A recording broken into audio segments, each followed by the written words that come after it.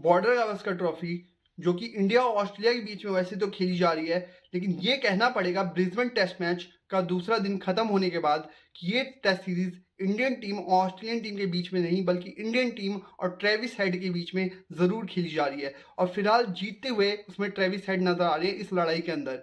और मैं आपको ये बता दूं कि जो ब्रिस्बेन टेस्ट मैच का पहला दिन था, सिर्फ 13 ओवरों का मैच हुआ, जहां पे कुछ खास बताने को नहीं था। अगर आप देखें तो 77 ओवर्स का मैच वॉश आउट हो गया रेन में, और एक भी गेंद उसके बाद फेंकी नहीं गई। 13.2 ओवर का खेल हुआ, जिसमें ऑस्ट्रेलियन टीम 28 रन बनाई थी और एक भी विकेट उन्होंने गंवाई नहीं था। लेकिन जब दूसरा दिन स्टार्ट हुआ तो 3 विकेटें जल्दी जल्दी गिर गई ऑस्ट्रेलियन टीम की। 75 पे 3 हो गई थी ऑस्ट्रेलिया एक समय पे, और 75 पे 3 से अगला विकेट जो गिरता है ऑस्ट्रेलिया का, वो गिरता है 316 के स्कोर पे। जी हाँ, 243 रन की पार्टनरशिप हुई है स्टीव स्मिथ और ट्रेविस हेड के बीच में, और दोनों के नाम शतक है। अगर आप देखें तो यही तो एक फर्क है, ट्रेविस हेड ने भी पारी खेली और स्टीव स्मिथ ने भी पारी खेली, लेकिन जो अंतर है ना वो पेस का है, जो जिस स्पीड के साथ रन बनाने का है, जिस पेस के साथ रन बनाने का है। अगर आप देखें तो ट्रेविस हेड का स्ट्राइक रेट है लगभग 95 का। उन्होंने खेली है 160 गेंदें और रन बनाए हैं 152, 152, और उसके बाद आउट हुए हैं। लेकिन जो स्टीव स्मिथ ने पारी खेली है वो खेली है 190 गेंदें और रन बनाए हैं 101।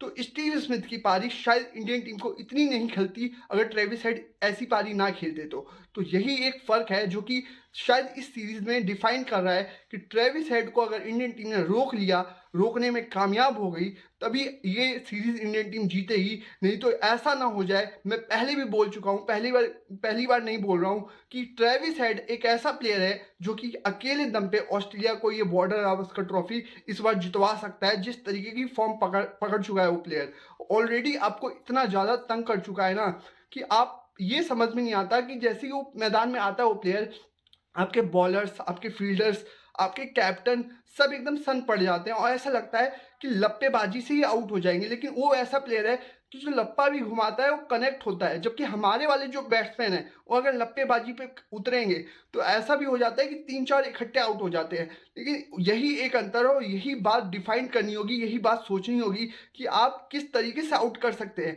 क्योंकि आपने लगातार अच्छी बॉलिंग करवाई, लगभग 50 की 55 ओवर तक इंडियन टीम ने बांध के रखा था। और जैसे ही ट्रेविस हेड उतरते हैं और स्टीव स्मिथ के साथ वो पार्टनरशिप करते हैं, उसके बाद वो बांध एकदम से टूट सा गया। अब यहाँ पे अगर आप देखें तो 405 पे 7 विकेटें गिर चुकी है। फिलहाल इंडियन टीम ने एक छोटा, बहुत छोटा सा मिनी कमबैक किया। मैं ये कहूंगा कि आपने 80-90 रनों के अंदर उनकी 4 विकेटें चटकाई हैं।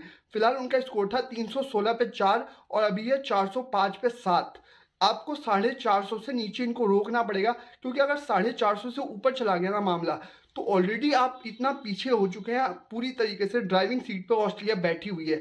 अगर 450 से ऊपर मामला गया तो आपको ये टेस्ट मैच बचाने के लिए खेलना होगा, ना कि जीतने के बारे में आप सोच भी सकते हैं। अगर आप देखें तो अब क्या हो सकता है, यहाँ से बेस्ट सिनेरियो ये हो सकता है कि एलेक्स कैरी आते ही आउट हो जाए कल, और बाकी जो 2 विकेटें बचेंगी वो भी आउट हो जाए, क्योंकि एलेक्स कैरी भी सेट हो चुके हैं, 44 पे खेल रहे हैं, तो वो भी लंबी पारियां खेल सकते हैं। तो उनको टेलेंडर्स के साथ खड़ा नहीं होने देना उतनी देर, और जल्दी से जल्दी आपको आउट करना है। उसके बाद बैटिंग पे ही पूरा डाउट रहेगा कि बैटिंग किस तरीके का परफॉर्म करेगी। क्या बैटिंग 450 के जवाब में आपको लगभग 350 मार सकती है? क्या उतना करीब जा सकते हैं हम? अगर हमारी बैटिंग थोड़ा भी करीब जाती है ना तो इस मैच में जान रहेगी। लेकिन अगर मान लीजिए जान रखनी है आपको, तो 450 के करीब आपको भी पहुंचना पड़ेगा। अगर कहीं आप 250 पे निपट गए तब तो मैच ऑलरेडी खत्म हो चुका है। तो ये आपको ये समझना पड़ेगा। अब देखना होगा कि कल तीसरे दिन क्या होता है, क्योंकि पूरी दारोमदारी यहाँ से होगी आपके बल्लेबाजों के ऊपर कि आपके बल्लेबाज किस तरीके से परफॉर्म करते हैं। और यही बात है कि जब जब ये ट्रेविस हेड नाम का दीवार हमारे सामने आया, उसके सामने हमारे बॉलर्स फीके नजर आए हैं। चाहे कोई भी स्टेज हो, चाहे वो बड़ा स्टेज हो, चाहे वो छोटा स्टेज हो, हर जगह जो मैच हारा भी है ऑस्ट्रेलिया, वहां पे भी काफी तंग किया। आप याद कीजिए वर्ल्ड T20 का जहां पे मैच ऑस्ट्रेलिया के साथ, जहां पे रोहित शर्मा ने वो पारी खेली थी, उसी मैच में ऑस्ट्रेलिया हार गया था वो मैच बेशक, लेकिन उसी मैच में भी ऑस्ट्रेलिया को किसने बना के रखा था? ट्रेविस हेड की उस पारी ने। तो हारे हुए मैचों में भी इन्होंने रन बनाए हैं, और ये एक ऐसा प्लेयर है जिसका कोई कमजोरी उतनी नजर नहीं आ रही है। बेशक आपको लगता होगा कि थोड़ा अजीब सा स्टांस है, अजीब सा ही स्टाइल है खेलने का, लेकिन वो जो स्टाइल है ना वो कुछ अलग है, लेकिन वैसा है कि इफेक्टिव साबित होता है इनके लिए हर बार, और अधिकतर बार इन्होंने रन बनाए उसी स्टाइल के साथ, उसी पेस के साथ। और यही एक चीज़ देखनी होगी कि ये जो बंदा है ना, ये पता ही नहीं लगता कि क्रीज पे कब आया और कब इसने 20 मार दिए, 40 मार दिए, 60 पे पहुंच गया, 100 बन गया। वो इस पेस के साथ खेल जाता है कि सामने वाली टीम संभल नहीं पाती है। तो ये चीज़ आपको देखनी पड़ेगी। और ये एक चीज़ है कि ये जो बंदा है ना कहीं वो जो थर्ड मैन से लेके डीप स्क्वायर लेग तक का एरिया है ना, जो लेग ऑफ साइड में, वहाँ पे ज़्यादा रन बनाता है। और सीधे बल्ले से अगर आप देखें तो वैगन व्हील, तो सीधे बल्ले से बहुत ही कम रन हैं। लगभग 60% रन जो है, 60% उसी एरिया में है, थर्ड मैन और जो आपका ये फाइन लेग वाला, माफ कीजिएगा, स्क्वायर लेग वाला एरिया होता है वहाँ पे। तो ये एक चीज़ देखने वाली होगी और इस प्लेयर को आपको रोकना पड़ेगा। फिलहाल तो आप फर्स्ट इनिंग में नहीं रोक पाए, लेकिन अगर सेकंड इनिंग में मौका मिलता है और आपकी बल्लेबाजी अच्छा करती है तो आपको इनको रोकना पड़ेगा, क्योंकि ये एक ऐसा प्लेयर है ना जो कि इस पेस पे रन बना जाता है कि सामने वाली टीमें पीछे छूट जाती है। और सारे रिकॉर्ड्स को बदलने का ठेका इसी एक प्लेयर ने ले रखा है, और वो भी इंडियन टीम के सामने। पिछली 3 पारियां अगर आप देखें तो तीनों में डक पे आउट हुआ था इस मैदान के ऊपर, गाबा में, और इस बार इसने 152 मार दिए। तो ये भी एक कहीं ना कहीं कुछ अजीब ही है, किस्मत का भी खेल है। ये प्लेयर हमेशा से जिस मैदान पे अच्छा नहीं करता, उस मैदान पे इंडियन टीम के सामने ही अच्छा कर जाता है और अहम मैचेस में। और ये मैच इंडियन टीम के हाथ से फिसला तो WTC के सिनेरियो में आपको ये देखना पड़ेगा कि कौन सी टीम किससे जीत रही है, कौन सी टीम किससे हार रही है। मतलब कि कुल मिला के आप दूसरी टीमों के ऊपर डिपेंड हो जाएंगे।